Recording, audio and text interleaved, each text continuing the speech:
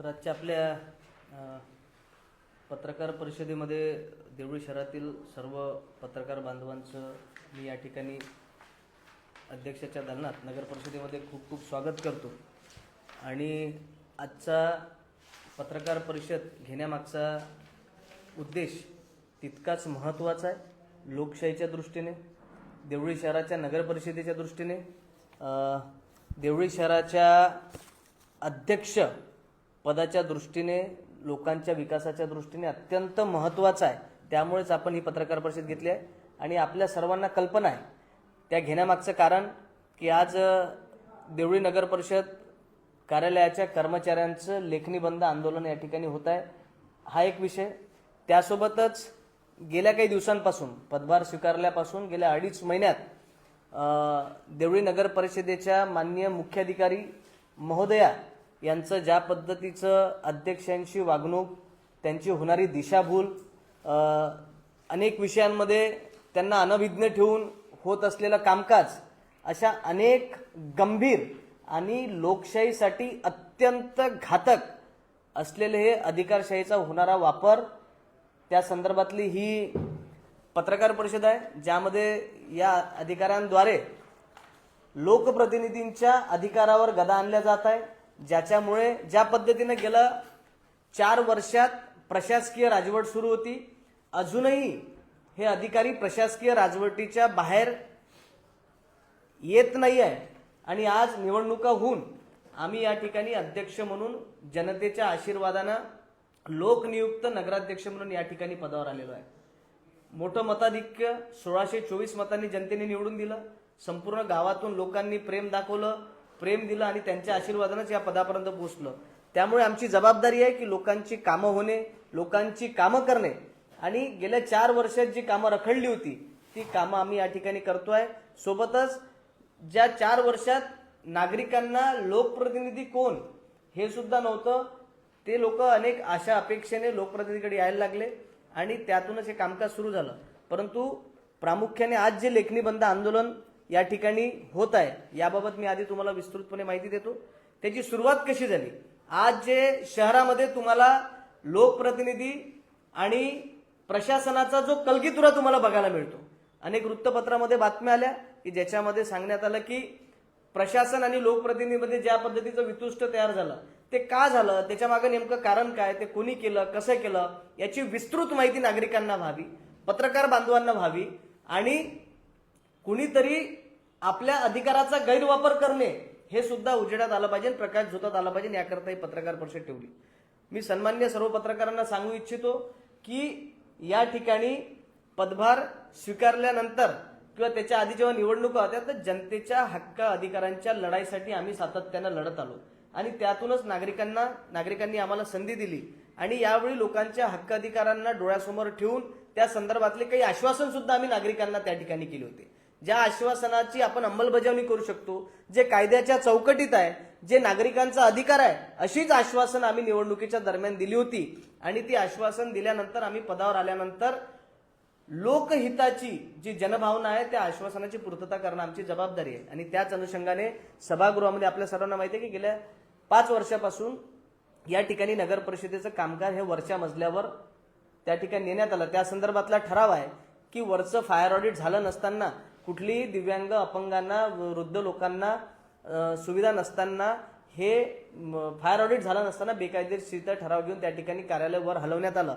त्यामुळे ज्या पद्धतीनं नागरिकांची हेळसांड झाली, नागरिकांना प्रचंड त्रास झाला, त्यानंतर आम्ही त्या ठिकाणी आंदोलन केलं नागरिकांच्या हक्कासाठी। आणि त्यावेळी तत्कालीन अध्यक्ष आणि उपाध्यक्षांनी त्यावेळी पत्र दिलं की अमुक अमुक हे सगळे जनतेशी निगडीत विभाग कामकाज खाली होईल। परंतु हे कामकाज सुरू झाल्यानंतर काही दिवसांतर ते कामकाज पुन्हा त्या स्थितीत नेण्यात आलं। आम्ही या ठिकाणी लोकहितार्थ, जनभावना समजून सर्वसाधारण सभेच्या पहिल्या मीटिंगमध्ये तो विषय आम्ही त्या ठिकाणी ठेवला की जनतेशी निगडीत असलेल्या विभागाचं कामकाज तळमजल्यावर व्हावं। ही माझी एकट्याची भावना नाही आहे, माझं एकट्याचं म्हणणं नाही, तर ही लोकभावना आहे आणि त्यानुसारच आपण ठेवलं। परंतु नगर परिषदेच्या भारतीय जनता पार्टीच्या 16 सन्माननीय सदस्यांनी त्या विषयाला विरोध केला की कार्यालय सुसज्ज आहे, ते वरती सुसज्ज आहे, खाली कामकाजीच गरज नाही यासाठी त्यांनी विरोध केला. परंतु त्याचवेळी काँग्रेसच्या 4 नगरसेवकांनी मला त्या विषयावर लोकहितार्थ पाठिंबा दिला, हे सुद्धा मी जाहीरपणे या ठिकाणी आपल्या सर्वांना सांगू इच्छितो. आणि त्यानंतर त्या ठिकाणी मी सभागृहामध्ये त्या ठिकाणी उल्लेख केला की आपण कायद्याच्या विरोधात जाऊन आपण करू शकत नाही. बहुमताच्या कायद्याच्या वर बहुमत नाही. RPWD ऍक्ट आहे 2016, दिव्यांग हक्क अधिनियम ज्याला 2016 म्हणतो, त्याच्यामध्ये बॅरियर फ्री वातावरण अपंगांना पाहिजे, तर आपण त्या कायद्याच्या विरोधात जातोय. वृद्धांना त्रास होतोय, अनेक नागरिकांना त्रास होतोय, परंतु हे न मानता त्यांनी विरोध केला. परंतु हे बेकायदेशीर होत असताना सीओची जबाबदारी मुख्याधिकाऱ्यांची त्यामध्ये होती की नेमकी त्यांना शासनाने एक प्रशासकीय अधिकारी मधून कायदेशीर ठराव घेणे, त्याची अंमलबजावणी करणे यासाठी पाठवलं असताना त्यामध्ये त्यांनी कुठलंही कायदेशीर बाब, त्यांची टिप्पणी, त्यांचं मत त्या ठिकाणी दिलं नाही. आणि त्यानंतर वारंवार मागणी केली. दिव्यांगांचं या ठिकाणी निवेदन आलं, त्याच्या सुद्धाकडे त्यांनी केराची टोपली दिली. त्यानंतर ज्येष्ठ नागरिकांनी त्यांच्या बैठकीत ठराव घेऊन कॉपी दिली का हे कार्यालय त्या ठिकाणी व्हावं, त्यांचं सुद्धा म्हणणं त्या ठिकाणी ऐकून घेतलं नाही. अनेक नागरिकांचे, दिव्यांगांचे व्हिडिओज आहे की ज्याच्यामुळे त्यांना चढण्याला प्रचंड त्रास होत आहे. आपण सुद्धा स्वतः बघू शकता की काय परिस्थिती आहे. तळमजला पूर्णपणे 5 वर्षापासून रिकामा पडलेला आहे. शासनाची दिशाभूल केली जात आहे आणि शासनाच्या निधीचा अपव्यय केला जात आहे. आणि परंतु त्यानंतर हे सुद्धा करण्यात आलं नाही. परंतु त्यानंतर अनेकदा त्यांनी जे माननीय उपाध्यक्ष राहुल चोपडा यांनी जे पत्रकार परिषद घेतली त्याच्यामध्ये त्यांनी सांगितलं आणि वृत्तपत्रामध्ये त्या संदर्भाच्या तशा बातम्या आल्या की लिफ्टच्या संदर्भातला ठराव त्या ठिकाणी सभागृहात झाला. अध्यक्षांनी त्यांना संमती दिली, हे उघडपणे त्या ठिकाणी सांगण्यात आलं. पण मी जबाबदारीने सांगतो की एका जबाबदार पदावर असलेल्या व्यक्तींनी ही खोटी माहिती देऊ नये. त्या संदर्भातला कुठलाही ठराव किंवा विषयच त्या मीटिंगमध्ये नव्हता, हे जबाबदारीने मी त्या ठिकाणी सांगतो.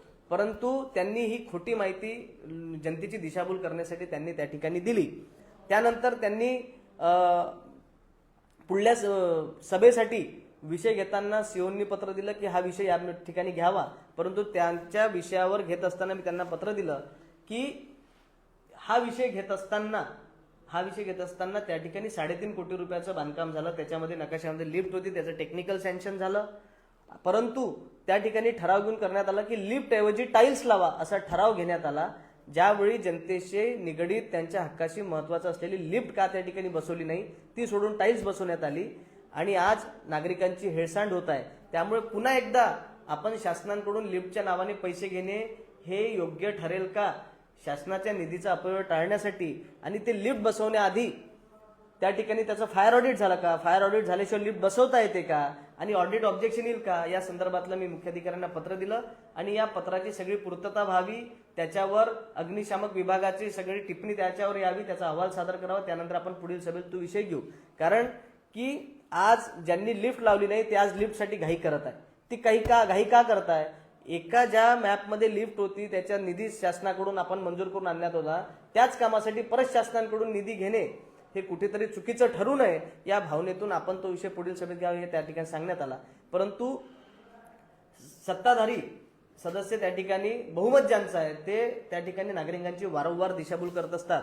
आणि यातूनच नागरिकांच्या हक्क अधिकारासाठी मुख्याधिकाऱ्यांना मी पत्र दिलं की आपण जर समजा येत्या 15 दिवसात कार्यालय तळमजल्यावर आणलं नाही, एकीकडे आपण म्हणतो की शासन आपल्या दारी, आमदार आपल्या दारी, छत्रपती शिवाजी महाराज महाराजस्व अभियान राबवून त्या ठिकाणी शासन नागरिकांच्या दारी जाऊन सेवा देत आहे, तर मग आपण वरच्या मजल्यावर खाली येण्यासाठी अडचण काय आहे हे पत्र देऊन त्यांना सांगितलं की 15 दिवसात आपण कामकाज करा, ही प्रशासकीय सेवा देणं तुमची जबाबदारी आहे, माझी जबाबदारी आहे, आपण कटिबद्ध आहोत. हे पत्र दिल्यानंतर त्या ठिकाणी अनेक विषय समोर आले, हे मी आपल्या समोर मांडतोय की ज्याच्यामध्ये अनेक नियमबाह्य काम करण्यासाठी विषय घेण्यासाठी मला त्या ठिकाणी सांगण्यात आलं, जबरदस्ती करण्यात आली.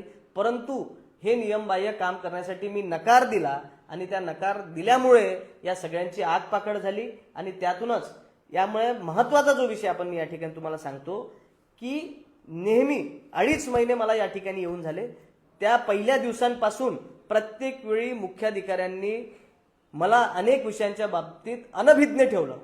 एक गावाचा प्रथम नागरिक या नात्याने नगराध्यक्ष म्हणून या खुर्चीवर बसत असताना मी व्यक्तिशः किरण ठाकरे नाही, तर या गावाचं पद म्हणजे हे नगराध्यक्ष, ही या गावातली जनता, त्यांनी मला इथे काम करण्यासाठी पाठवलं. परंतु हे होत असताना मुख्याधिकाऱ्यांनी मला वेळोवेळी अनभिज्ञ ठेवलं, खोटी माहिती दिली, कायदेशीर माहिती देण्यासाठी टाळाटाळ केली. याच्याबाबत मी तुम्हाला काही गोष्टी तुमच्यासमोर अवगत करू इच्छितो. यामध्ये मुख्याधिकाऱ्यांचं काम होतं की मी अध्यक्षांना विचारल्यानंतर अध्यक्षांना कायदेशीर माहिती देणे, नियमाने माहिती देणे. या ठिकाणी नागरिकांना आपल्या माध्यमातून सांगू इच्छितो की या ठिकाणी PM जनमन निवडणुकीपूर्वी PM जनमन ही आदिवासी विद्यार्थ्यांसाठी हॉस्टेल शासनाकडून मंजूर झाले होते. त्यांना त्या ठिकाणी जागा हवी होती. त्या ठिकाणी आपला कुठल्याही विकास कामांना विरोध नाही. आदिवासी विद्यार्थ्यांचं वसतिगृह आपल्या देवळी शहरामध्ये व्हावं या सुद्धा मताचा मी आहे. परंतु हे होत असताना जागा निवडत असताना त्या जागा शासनाला देत असताना त्या नियमात बसतात का, नियमाकुल आहे का, किंवा भविष्यात त्याच्या काही अडचणी निर्माण होईल का, हे बघण्याचं काम मुख्याधिकारी म्हणून त्यांचं आहे, एका प्रशासकीय अधिकाऱ्याचं आहे. परंतु हे देत असताना त्यांनी कुठलेही नियम न बघता त्यांनी देवळी नगर परिषदेच्या शाळेच्या उरलेल्या मैदानाच्या जागेची NOC बांधकामासाठी त्या ठिकाणी देण्यात आली. ती NOC माझ्या हातात आहे. ही NOCची प्रत मी आपणा सर्वांना त्या ठिकाणी देणार आहोत. आणि या ठिकाणी त्यांनी काय माहिती दिली हे सुद्धा मी त्या ठिकाणी सांगतो. म्हणजे देवळी शहरातलं एकमेव ऐतिहासिक मैदान, ज्या मैदान शाळेला मैदान असणं गरजेचं आहे, नागरिकांसाठी खेळण्यासाठी मैदान असणं गरजेचं आहे, त्या ठिकाणी स्टेडियम बांधण्यात आलं. स्टेडियमच्या विषयावरून अनेक गदारोळ झाला नागरिकांचा, परंतु ते मुद्दा मागे झाला. परंतु आता जे उरलेलं मैदान आहे ते मैदान शाबूत राहणं गावकऱ्यांची किंवा नगराध्यक्ष म्हणून माझी सभागृहाची सगळ्याची जबाबदारी आहे. असं होत असताना निवडणुकीच्या पूर्वी प्रशासक असताना मुख्याधिकाऱ्यांनी नियम डावलून नियमबाह्य पद्धतीने त्या ठिकाणी त्यांनी NOC दिली. त्या NOC मध्ये UDCPR 2020 याची काही नियमावली आहे. आणि हे जेव्हा मी त्यांना विचारलं की या ठिकाणी सीओना मी विचारलं की त्या ठिकाणी मैदान होत आहे, गावासाठी मैदान शिल्लक नाही आहे, विद्यार्थ्यांसाठी मैदान शिल्लक नाही आहे, हे हॉस्टेल जर आपण दुसऱ्या ठिकाणी बनवू शकलो तर काय होईल, तर याची कायदेशीर माहिती सीओनी देणं गरजेचं होतं. परंतु त्यांनी ही माहिती दिली की ते होणं तिथंच बंधनकारक आहे. आणि मी त्यांना विचारलं असताना त्यांनी सांगितलं की या संदर्भात मला काही माहिती नाही. जेव्हा त्या खोलात गेलो, त्या संबंधित जिल्हा परिषदचे अधिकारी जेव्हा आले त्यांना विचारलं की शाळेच्या मैदानावर हॉस्टेल होणं अनिवार्य आहे का, तर त्यांनी सांगितलं असं काहीच बंधनकारक नाही, तुम्ही 1 किलोमीटरच्या भागामध्ये कुठेही जागा तुम्ही देऊ शकता. ही पहिल्यांदा सीओनी मला खोटी माहिती दिली. त्यांनी दिलेली NOC बाबत मला माहिती दिली नाही. परंतु जिल्हा परिषदच्या अधिकाऱ्यांनी मला ती NOC दिली. ती NOC आपल्या समोर आहे. ती NOC देत असताना name of school, municipal council high school Deoli, UDAS number, actual area of land available in square metre for construction of hostel building. त्या ठिकाणी जागा किती शिल्लक आहे त्यांना मागितली असता त्यांनी सांगितले ऍक्च्युअल एरिया किती शिल्लक आहे, लँड अवेलेबल आहे तिथं हॉस्टेल बांधण्यासाठी, तर त्यांनी सांगितलं 20,700 स्क्वेअर मीटर जागा शिल्लक आहे. 20,700 स्क्वेअर मीटर म्हणजे ती होतं 2 हेक्टर 0.7 आर. 2 हेक्टर म्हणजे 5 एकर काही समथिंग आर एवढी जागा शिल्लक आहे, अशी त्यांनी त्या ठिकाणी NOC मध्ये खोटी माहिती दिली. तुम्ही जी जागा बघताय त्याचा सातबारा सुद्धा माझ्याजवळ आहे 2 हेक्टरचा त्या जागेचा. ते शाळेची इमारत, स्टेडियम, तिकडे सगळा पाणी पुरवठ्याचा, त्या संपूर्ण जागा ही 2 हेक्टरची आहे. 2 हेक्टर म्हणजे 20,700 स्क्वेअर मीटर. परंतु ऍक्च्युअल जागा जी तिथे शिल्लक आहे ते साधारण माझ्या अंदाजे 30-35 ते 40,000 स्क्वेअर फूट फक्त जागा शिल्लक आहे. किती स्क्वेअर फूट, आणि ते हॉस्टेल होतं 17,000 स्क्वेअर फूट मध्ये. म्हणजे समजा अर्ध्यापेक्षा जास्त जर ते हॉस्टेल बनलं असतं तर मैदान आपलं संपलं होतं. देण्याबद्दल जागा नाही, परंतु तुम्ही नियमाकुल देताय का, ती जागा देऊ शकतो का, आधीच त्या ठिकाणी स्टेडियम झाला तुम्ही देऊ शकता का. परंतु या ठिकाणी NOC देताना त्यांच्या सहीची NOC आहे. यांनी त्याच्या सांगितलं 20,700 स्क्वेअर मीटर जागा शिल्लक आहे, 5 एकर जागा शिल्लक आहे, त्याच्यातून आपण बांधकामासाठी देतो. पण प्रत्यक्षात तिथं 5,000 एकर जागा शिल्लक नाही. 5,000 एकरामध्ये पूर्ण बांधकाम झालेलं आहे. आता फक्त 30-35-40,000 जागा त्या ठिकाणी शिल्लक असेल. ही त्या ठिकाणी NOC देताना हे केलं. त्यानंतर मी त्यांना पत्र दिलं आणि त्या पत्रामध्ये त्यांना मी काही त्या ठिकाणी माहिती विचारली की आपण अमुक अमुक हे हॉस्टेल त्या ठिकाणी करतोय, आमचा त्या विकास कामाला माझा कुठलाही विरोध नसून आपण जी NOC दिली ती UDCPR याच्या महाराष्ट्र एकात्मिक विकास नियंत्रण प्रोत्साहन नियमावली UDCPR 2020 शैक्षणिक उपयोगासाठी आरक्षित असलेल्या भूखंडावर बांधकामाचे विशेष निकष आहेत. सदर नाहरकत देताना नियमावलीतील तरतुदीचे काटेकोर पालन करण्यात आले का, या संदर्भातली सगळी माहिती मला द्या आणि पुढल्या सभेमध्ये त्या बांधकामासंदर्भात विषय घेण्यासाठी मला अहवाल सादर करा.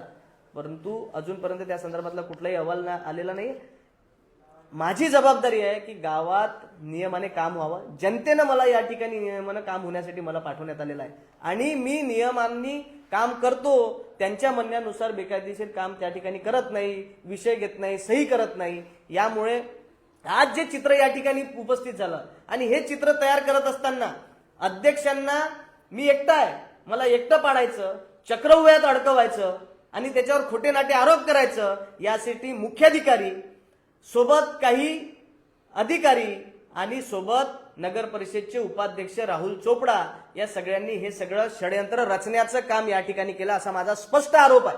कारण की ज्या पद्धतीचं सभागृह चालवत असताना उपाध्यक्ष आणि नगराध्यक्ष म्हणून मी पहिल्या दिवशी मीटिंगमध्ये सांगितलं होतं की शहराच्या विकासासाठी आपलं काय राजकारण झालं, निवडणूक झालं हे बाजूला, गावाच्या विकासासाठी आपण एकत्र येऊन काम करायचं, नियमानं काम करायचं, जनतेची जबाबदारी आहे. परंतु यांनी सगळ्यांनी त्यांचा वर्तुळ बनवून मला एकटं पाडण्याचं षडयंत्र त्या ठिकाणी केलं आहे आणि त्याच षडयंत्रातून आज जे तुम्हाला लेखणी बंद आंदोलन दिसतंय तो त्याचाच एक भाग आहे.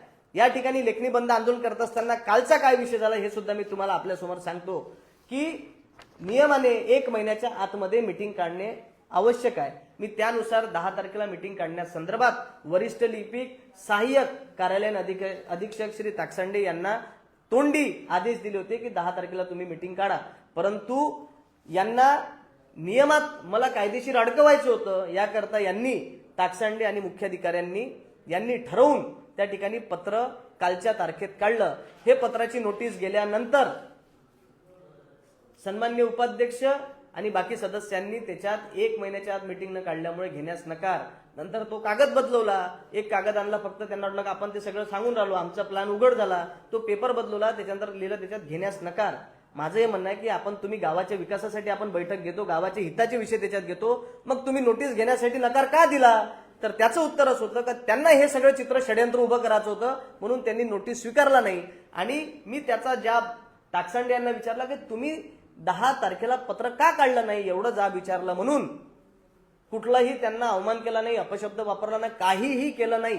गेल्या 2.5 वर्षातला माझा रेकॉर्ड आहे. कर्मचाऱ्यांना विचारा, नागरिकांना विचारा. त्या ठिकाणी फक्त त्यांना जाब विचारला की तुम्ही पत्र का काढलं नाही, माझी दिशाभूल केली, मला धोक्यात मारण्याचं काम केलं, कायदेशीर माहिती मला तुम्ही दिली नाही, कर्तव्यात कसूर केला, हे जाब विचारल्यामुळे त्यांना वाटलं की आपण आता अडकतोय. म्हणून त्यांनी सीओना हातात घेऊन खोटं एक पत्र तयार केलं की हे आम्हाला दमदाटी करतात, कर्मचाऱ्यांना शिवीगाळ करतात, महिलांना दमदाटी करतात, त्यांच्या दालनात बोलवतात काम करण्यासाठी, अमुक तमुक ते लिहिलं. आणि अनेक कर्मचाऱ्यांना माहिती नसताना त्यांच्या सह्या घेतल्या आणि त्या पद्धतीचं आज लेखणी बंद आंदोलन केलं. परंतु त्याची मी सत्यता सांगतो, आज जर तुम्ही गेले असतील, जे सोंग त्यांनी केलं लेखणी बंद आंदोलनाचं, अनेक कर्मचाऱ्यांनी त्याला विरोध केला. कारण की जो गोष्ट घडलीच नाही त्याला आम्ही का मुकसंमती द्यावी किंवा आम्ही त्याला पाठिंबा का द्यावा हा प्रश्न अनेक कर्मचाऱ्यांनी, म्हणजे कर्मचाऱ्यामध्ये सुद्धा दुही माजलेली आहे की खोटं काम करण्यासाठी आमचा आधार का करता. ज्या सीओनी आणि ताकसांडेंनी हे केलं, ताकसांडे सुट्टीवर गेले, सीओ आल्या नाही आल्या मला माहिती नाही, परंतु कर्मचाऱ्यांची कर्मचाऱ्यांना ढाल बनवून या मुख्याधिकारी बेकायदेशीर काम या ठिकाणी करत आहे. आणि त्या ठिकाणी अध्यक्षांचा अवमान करणे, त्यांची दिशाभूल करणे. या बैठकीच्या बाबतीत मी सीओनशी फोनवर चर्चा केली असता कार्यालयामधूनच, तर त्यांनी सांगितलं तुमची जबाबदारी आहे सदस्यांना नोटीस देणे. मग मी त्यांना विचारलं की हे करत असताना मी पत्र कसं टाईप करायचं, माझ्याकडे कार्यालयीन माझा कोणता ऑपरेटर आहे, माझ्याकडे सिस्टीम कम्प्युटरवर नाही. तर त्यांनी सांगितलं की तुम्ही कायद्यात तसं लिहून नाही, ते तुम्ही तुमचं बघा. इतकी हिंमत जर एका मुख्याधिकाऱ्यांची जर होत असेल, आजपर्यंतच्या देवळी नगर परिषदेच्या इतिहासामध्ये असं कुठलंही काम झालं नाही. आपण बघत आहे मागे अनेक दिग्गजांचे फोटो आहे, अनेक दिग्गजांची या ठिकाणी यादी आहे, परंतु असं अध्यक्षांच्या वर चढ करून आवाज वाढवणे, या सीओना ताकद कोण देत आहे? या सीओनची हिंमत कशी होत आहे की अध्यक्षांना उलट विचारणे, कायदेशीर काम करत असणाऱ्या अध्यक्षांना बेकायदेशीर असं उलट उत्तर देणे, एवढी हिंमत या सीओनची कुठून येत आहे? यांना कोण पाठबळ देतं? याचं सुद्धा चौकशी होणं गरजेचं आहे. कारण की याच्यामध्ये उपाध्यक्ष श्री राहुलजी चोपडा हे सुद्धा त्यात खतपाणी घालताय, त्यांच्या सोबत येत आहे आणि एक चित्र तयार करताय की अध्यक्ष काम करत नाही, अध्यक्ष विनाकारण नौटंकी करतायत. असं वृत्तपत्रामध्ये त्यांनी त्यांच्या पत्रकार परिषदेमध्ये सांगितलं की अध्यक्ष नौटंकी करताय. त्यांना असं वाटतं की लोकांच्या हक्काधिकारासाठी जर नौटंकी ते त्यांना वाटत असेल तर मी तुम्हाला खुशाल सांगतो की मी नौटंकी करतोय. लोकांच्या हक्काधिकारासाठी लढणं हे माझ्या रक्तात आहे. त्यामुळे ही नौटंकी खुशाल करतोय. परंतु ज्या पद्धतीचे त्यांनी ते शब्द वापरले, मला असं वाटतं की नागरिकांची ती दिशाभूल आहे आणि नागरिकांनी यातून सतर्क झालं पाहिजे. येस सिओनचं या पद्धतीचं काम याबाबत मी मुख्याधिकाऱ्यांना पत्र दिलं की सर्वसाधारण सभेचे आयोजन, प्रशासकीय दिरंगाई आणि संबंधित कर्मचाऱ्यावर शिस्तभंगाच्या कारवाईबाबत ताकसांडेंवर शिस्तभंगाची कारवाई करा. त्याची नियमावली आहे की तुम्ही किती दिवसापूर्वी त्या ठिकाणी विषय द्यायला पाहिजे, प्रशासकीय टिप्पणी द्यायला पाहिजे. परंतु मी अनुभव घेतला, कायदेशीर मदत सीओ मला करताना दिसत नाही. कुठलीही टिप्पणी, प्रशासकीय टिप्पणी त्या देत नाही. अजूनपर्यंत मागील सभेचं इतिवृत्त माझ्यापर्यंत आलेलं नाही. अनेक ठराव महत्वाचे माझ्यापर्यंत आलेले नाही.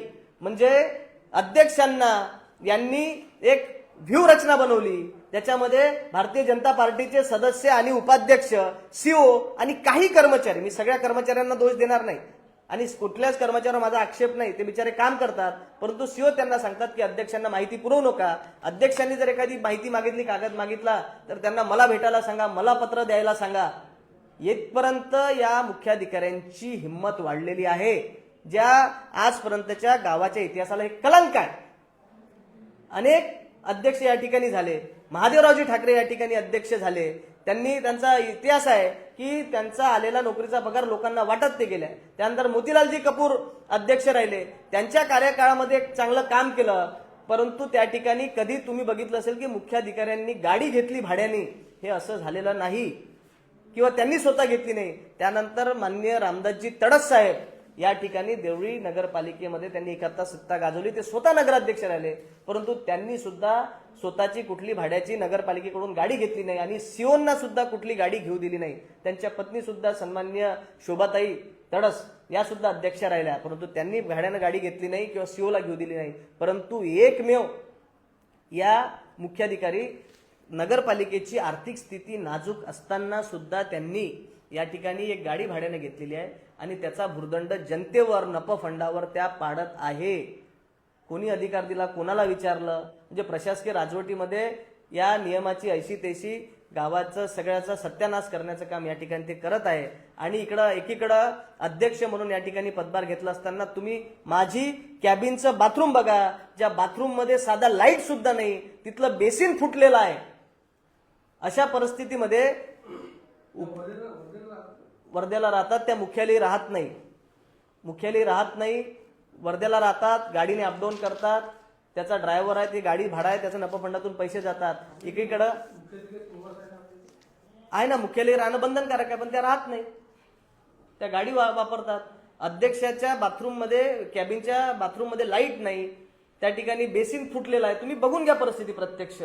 लोकांना बसायला इथं जागा नाही आणि हे सगळे लोक उंटावरून शेळ्या हाकण्याचं त्या ठिकाणी काम करतात. हे अत्यंत चुकीचं आहे आणि लोकशाहीला घातक असं कृत्य आहे यांचं. मी जबाबदारीनं म्हणतो, शेवटी गावाची जबाबदारी तुमची आमची आहे. ज्या लोकांनी आजपर्यंत गाव चालवलं तसंच गाव चालवणं आमची जबाबदारी आहे. आमचे मैदान संपवण्याचा तुम्हाला अधिकार कोणी दिला? चुकीच्या पद्धतीने नियमबाह्य एनओसी देण्याचा अधिकार मुख्याधिकाऱ्यांना कोणी दिला? हा माझा सवाल आहे. अनेक असे महत्वाचे विषय आहे ज्या ठिकाणी नगराध्यक्षाचा पदभार स्वीकारत असताना मला आठवतं की या ठिकाणी येत असताना अनेक दिवस हे कामकाज होत नव्हतं, याची थोडी कॅबिनची रंगरंगोटी करा. तर इंजिनियरच्या हाताने मला निरोप आला की मुख्याधिकारी विचारताय की अध्यक्षांना विचारा कुठल्या हेडमधून पैसे घ्यायचे. मी पहिल्यांदा नगरपालिकेत येत असताना नगरपालिकेत कुठले हेड आहे, हेडमध्ये पैसे आहे याची माहिती मला नसेल, असणं काही बंधनकारक नाही आहे. याची जबाबदारी सीओंची होती की अध्यक्ष येतोय नवीन, त्यांची कॅबिन दुरुस्त किंवा व्यवस्थित करणे, परंतु अध्यक्षांना विचारा कुठल्या हेडमधून पैसे घ्यायचे. इतक्या पद्धतीचं हे यांना पाठबळ कोण देतंय? गावाचं नुकसान करण्यासाठी मुख्याधिकारी त्यामध्ये मोठा वाटा आहे. अनेक विषयामध्ये नियमबाह्य पद्धतीने कामं झालेले आहे. एक एनओसीचा मुद्दा आहे.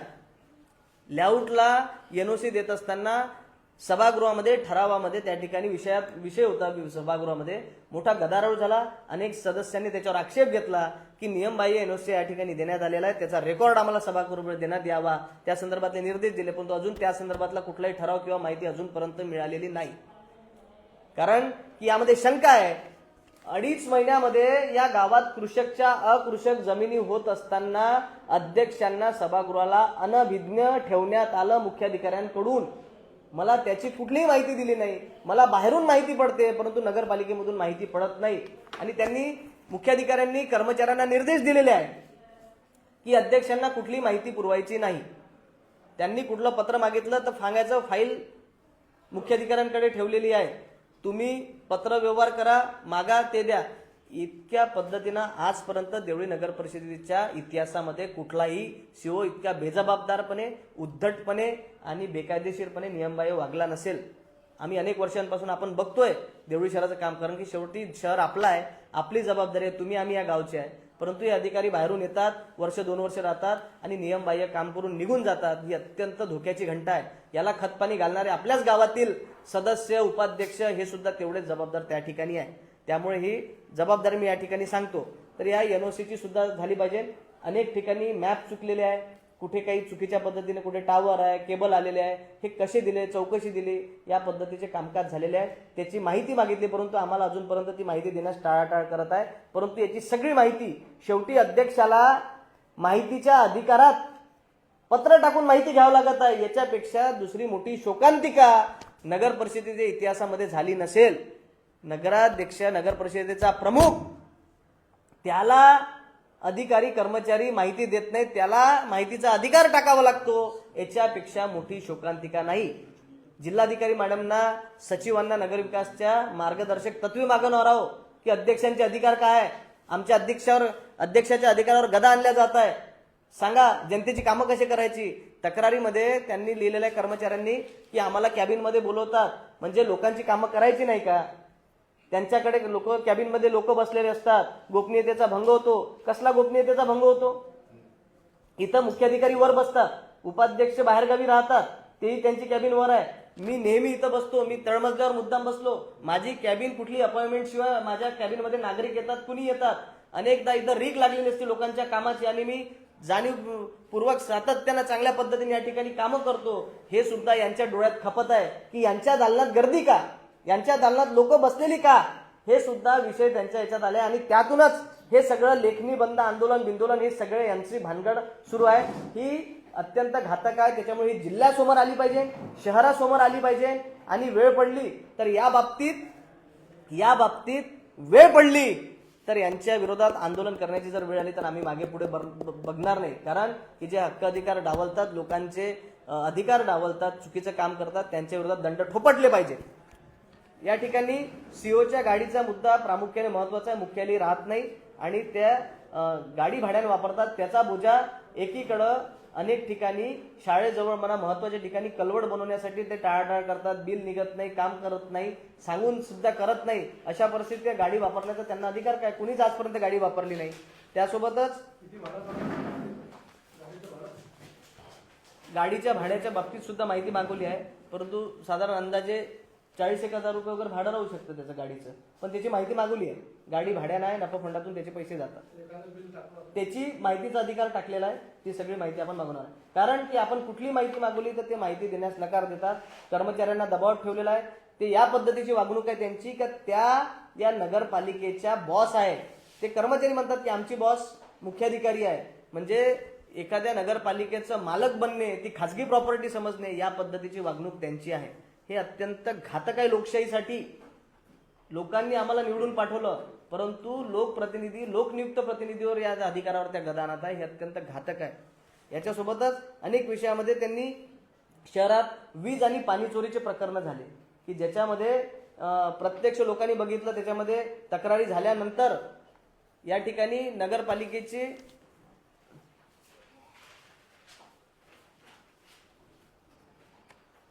या ठिकाणी महत्वाची माहिती अशी आहे की गाडी त्यांची डिझेलची आहे, परंतु पेट्रोल पंपावरून बिल पेट्रोलचे घेण्यात येते. ही एक महत्वाची माहिती त्याच्यात आहे. याची सुद्धा चौकशी झाली पाहिजे. कारण की लोक माहिती देतात, त्याच्यामध्ये अनेक वेळा हे होतात. गाडी त्यांची डिझेलची आहे, परंतु पेट्रोल पंपावरून बिल मात्र पेट्रोलचे घेतले जातात. पेट्रोल आणि डिझेलच्या दरामध्ये तफावत आहे. तर हे मुद्दा चौकशीचा आहे. त्या ठिकाणी आणि वीज चोरीच्या बाबतीत प्रकरण झाले, त्या ठिकाणी चौकशी झाली, नागरिकांनी अध्यक्षांवर ठपका ठेवला की तुमच्या याच्यामध्ये या पद्धतीचं चुकीचं काम होत आहे.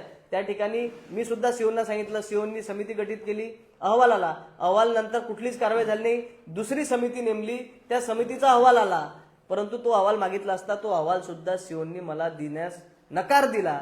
शेवटी त्याचा सुद्धा माहितीचा अधिकार टाकावा लागला आणि माहिती अशी मिळाली की 2 अहवाल, 2 वेगवेगळ्या समित्या, त्याचे 2 वेगवेगळे अहवाल, ते दोन्ही अहवालामध्ये विसंगती आहे.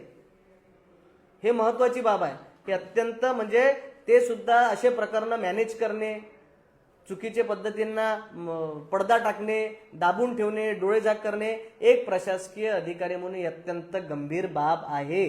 त्याची सुद्धा चौकशी झाली पाहिजे. सोबतच हे सगळे महत्वाचे विषय आहेत, वेगवेगळे त्या ठिकाणी विषय आहे. आणि एक गोष्ट जी सातत्यानं जाणवली की 2.5 महिन्यामध्ये ज्या पद्धतीच्या अडचणींना मी सामना करतोय, मी एकटा जरी असेल परंतु आम्ही लढवय्ये आहोत. जनतेचा आशीर्वाद माझ्या पाठीमागे आहे, जनता माझ्यासोबत आहे, त्यामुळेच मी ताकदीने या ठिकाणी लढतो आहे. प्रचंड त्रास होतोय सभागृहामध्ये, नागरिकांच्या हक्कासाठी लढताना प्रचंड त्रास होतोय.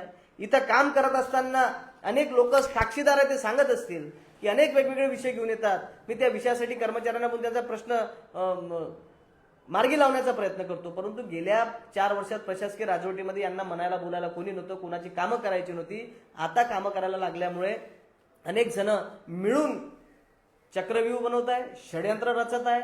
आणि मला असं वाटते ही नगराध्यक्षांच्या विरुद्ध अधिकाऱ्यांनी आणि काही लोकप्रतिनिधींनी येऊन ते चक्रव्यूह बनवणे, षडयंत्र बनवणे, जेणेकरून याला पदावरून पाय उतार करावा, या पद्धतीचं करणे हे मला असं वाटते ही बाब लाजिरवाणी आहे आणि ही गंभीर बाब आहे. असं होऊ नये. आम्ही लोकांनी आम्हाला निवडून पाठवलेला आहे काम करायला 5 वर्षासाठी, परंतु यांना घाई सुटली आहे का याला 1 महिन्यात काढतो, 6 महिन्यात काढतो का 2.5 वर्षात काढतो. मला असं वाटतं की ज्यांना घाई सुटली आहे त्यांनी जरा दमानं घ्यावं, त्यांनी जरा काळजी त्याची घ्यावी, अशा पद्धतीचं करू नये. शेवटी मायबाप जनतेचा आशीर्वाद माझ्यासोबत आहे आणि या पद्धतीचं जर तुमचं वागणं असेल तर मायबाप जनता यांना माफ करणार नाही. लोकांना त्रास होतोय याकरता मी अल्टिमेटम घेतलेला आहे. काय चुकलाय? एक कर्मचारी म्हणून, जबाबदार गावाचा नागरिक म्हणून जर माझ्या नागरिकांना जर समजा सेवा द्यायची असेल आणि त्यांच्यासाठी जर मला बाहेर खाली बसून जर काही करायचं असेल हक्क मिळवण्यासाठी, काय गैर आहे त्याच्यात? कुठली नौटंकी आहे? कुठला पदाची गरिमा मी ढासाळतो आहे? म्हणजे तुम्ही बेकायदेशीर काम करून पदाची गरिमा वाढवून राहिले, मी कायदेशीर काम करून लोकांचा हक्क लढून मी पदाची गरिमा कमी करून राहिलो. हा कुठला न्याय आहे? हे जनतेसमोर यावं ही माझी विनंती आपल्या सर्व पत्रकार बांधवांना आहे. मी उपस्थित केलेले मुद्दे आपण सगळ्यांनी त्या ठिकाणी प्रसिद्ध करावे. दिलेल्या त्याच्या संदर्भातले कुठले पत्र तुम्हाला पाहिजे नसेल तर ते सगळे पत्र मी तुम्हाला देऊ इच्छितो आणि जबाबदारीने ज्या ज्या गोष्टी आहेत त्या मी त्या ठिकाणी मांडलेल्या आहे. विषय अनेक आहे. आज या विषयातून जे परिस्थिती निर्माण झालेली आहे, आम्ही सुद्धा त्या ठिकाणी या पद्धतीच्या खोट्या आरोपाने, चुकीच्या आरोपांनी, कुठल्या खोट्या गोष्टीमुळे आम्ही सुद्धा त्या ठिकाणी पजल होतो, परंतु लोकांसाठी आम्ही लढणारे आहोत. हे किती यांनी षडयंत्र केले तर या षडयंत्राला आम्ही पुरून उरू. आम्हाला माहिती आहे पदाचा, खुर्चीचा हा अमरपट्टा नाहीये, ही काही आमची खाजगी प्रॉपर्टी नाही, हे आयुष्याला पुरणार नाही. जो कार्यकाळ द्यायचा आहे तो चांगला द्यायचा, लोकांच्या हितासाठी द्यायचं, एवढं मी तुम्हाला या ठिकाणी ठामपणे सांगू इच्छितो. आणि माझी पुन्हाच एकदा आपल्या सगळ्या पत्रकार बांधवांना माझी विनंती राहील की आपण ही सगळं प्रसिद्ध करावं, जनतेच्या निदर्शनास आणावं. शेवटी आम्ही न्यायासाठी लढतोय, आपण सुद्धा ते सातत्यानं बघताय, तुम्ही सुद्धा तुलना करताय. त्यामुळे आपल्या प्रसिद्ध वृत्तपत्रात या बातमीला आपण स्थान द्यावं, प्रसिद्धी द्यावी आणि जो लोकहितार्थ जनभावनेला घेऊन आम्ही काम करतोय त्या जनभावनेमध्ये आपलाही सहभाग असावा, एवढी मी या ठिकाणी विनंती करतो. आपणास काही या संदर्भात काही प्रश्न असतील किंवा विचारायचं असतील तर निश्चितपणाने आपण ते विचारावे.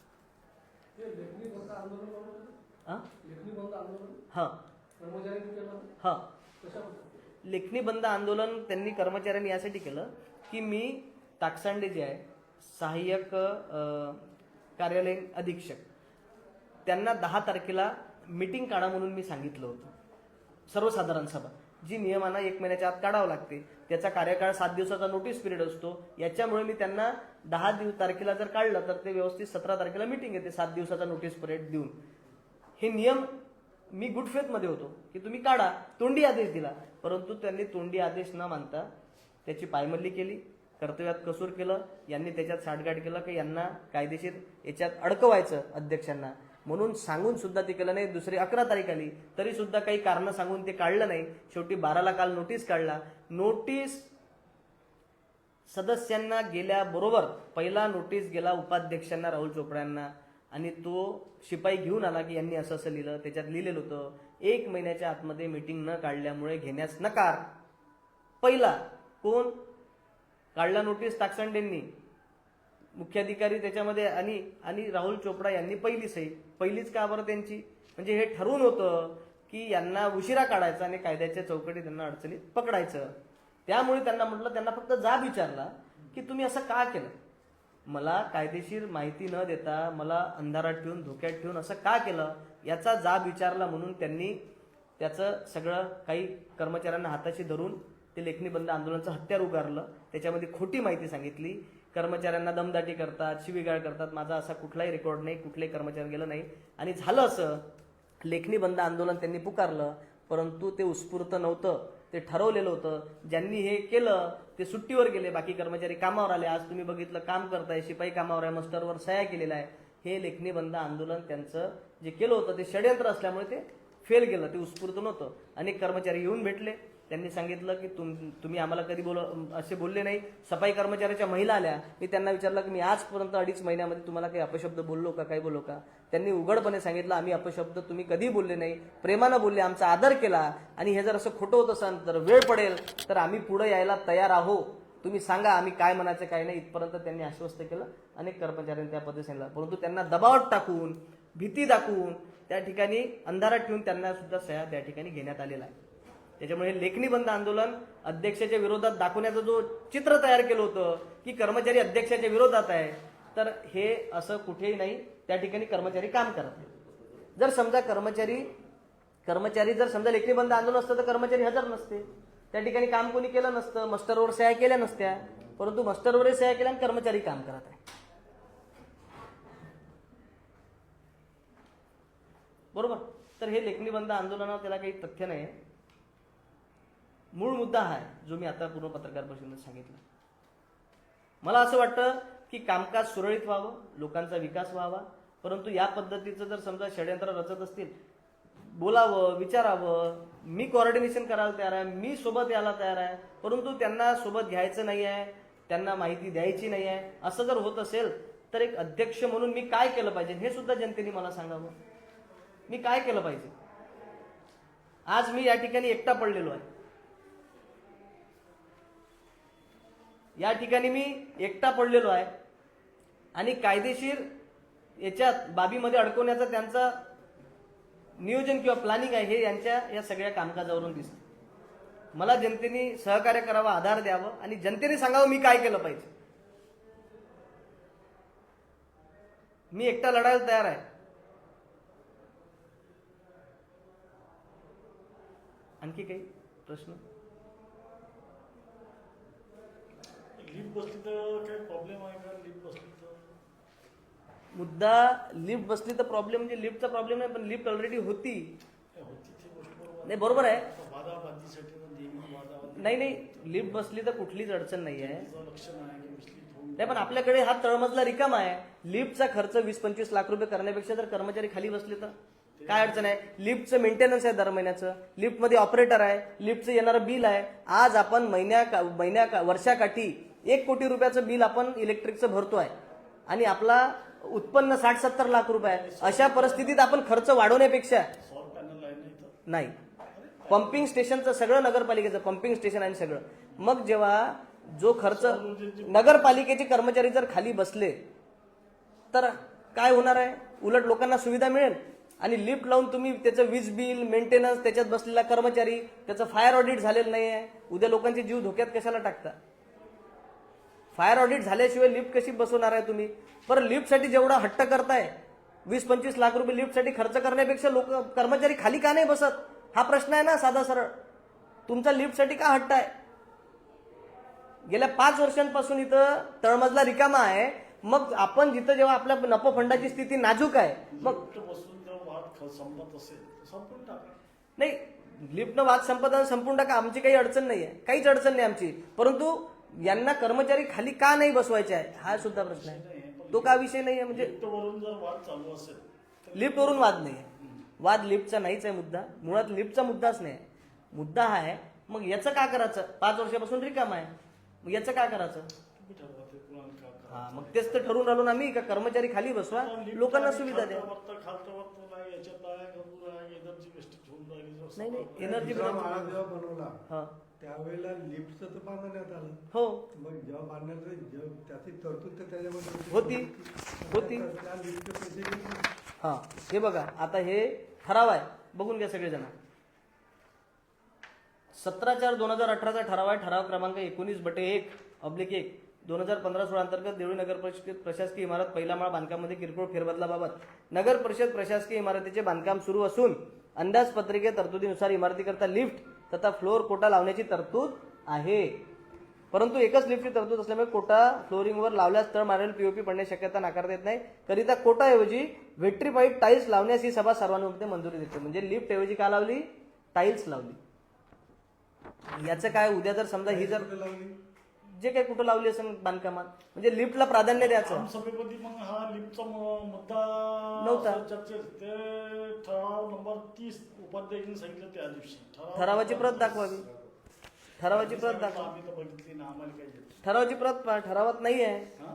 ठरावात विषयच नाही तो. हो का? त्यांनी नाही का तो विषयच नव्हता. मुद्दा हा आहे की या सगळ्या बाबींवर प्रशासकीय टिप्पणी महत्वाची असते. मी माझ्या मते मी टेक्निकल व्यक्ती नाही. याच्यामध्ये कुठलाही विषय घेत असताना त्याच्या प्रशासकीय टिप्पणी देणे म्हणजे तो आमसभेत आलाच नाही हा मुद्दाच नाही नव्हता. नाही नाही नाही याच्यात होताच नाही का? नाही नाही लिस्टमध्ये? नाही नव्हता. नव्हता. मी तुम्हाला त्याची जो नोटीस आहे नोटीसची प्रत असेल तर ती दाखवतो मी. परंतु याच्यावर प्रत्येक बाबीमध्ये प्रशासकीय मत आवश्यक असते. त्या विभागाची टिप्पणी आवश्यक असते. एचओडीची ती बंधनकारक आहे. कायदेशीर बाबी आपण समजून घेतल्या पाहिजे. परंतु यांना या कायदेशीर बाबी सांगायच्याच नाही. मला हे कायदेशीर मदत कुठेच करत नाही सीओ. मी हे तुम्हाला आत्ताच सांगितलं. आणि मुख्य अधिकारी मुख्यालयात राहत नाही याविषयी तुम्ही त्यांच्याबरोबर चर्चा केली नोटीस दिलं असं काही केलं नाही त्याच्या संदर्भात आता ते आपण माहिती मागवली त्याची पण माहिती दिली नाही. आता माहितीचा अधिकार टाकलेला आहे आपण.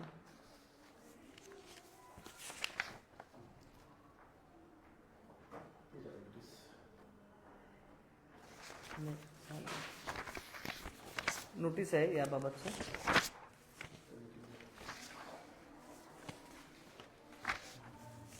या विषयाच्या बाबत त्यांचं प्रशासकीय मत आल्याशिवाय कुठला विषय घेणे तो कायदेशीर आहे बेकायदेशीर आहे. उद्या अध्यक्ष म्हणून कुठलाही विषय घेत असताना सभेचं कामकाज चालवणे ही माझी जबाबदारी आहे. त्यांना वेळोवेळी अडचणीला तांत्रिक मदत करणे हे मुख्याधिकाऱ्यांचं कर्तव्य आहे. परंतु मी माझी जबाबदारी पार पाडायला तयार आहे. त्यांचं कर्तव्य पार पाडताना मला दिसत नाही.